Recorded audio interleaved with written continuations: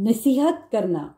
बनीनो इंसान मुख्तलिफ कामों के अच्छा या बुरा होने की जानिब तवज्जो देने के मामले में यकसा नहीं है, बल्कि मालूमात के मायार, गौर व फिक्र की कुव्वत, किबरसनी और पुख्तगी और तजर्बे का इसमें बड़ा दखल है। और अक्सर ऐसा होता है कि किसी काम से रग़बत भी इंसान को अंधा और बहरा कर देती है और वो इसकी बुराइयां नहीं देख पाता।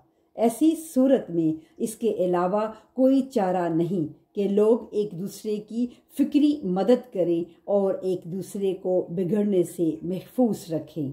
लिहाजा इस्लाम हुक्म देता है कि मुसलमान एक दूसरे को नसीहत करने में कोताही ना बरतें और किसी काम के अच्छा या बुरा होने के बारे में जो कुछ जानते हों इससे दूसरों को आगाह कर दें और इस मामले में किसी कोशिश से गुरेज ना करें।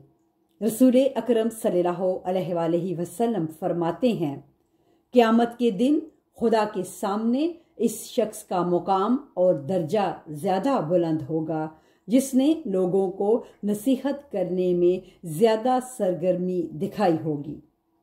हर शख्स को चाहिए कि अपने भाई को इसी तरह नसीहत करे जिस तरह अपने आप को मतवज्जा करता है। इमाम सादिक अलैहिस्सलाम फरमाते हैं, तुम्हें हल्के खुदा को नसीहत करनी चाहिए क्योंकि तुम इससे बेहतर कोई अमल नहीं पाओगे। इस्लाम ने इस इज्तमाई काम पर इतना जोर दिया है कि नसीहत से होंठ बंद रखने को खयानत शुमार किया है।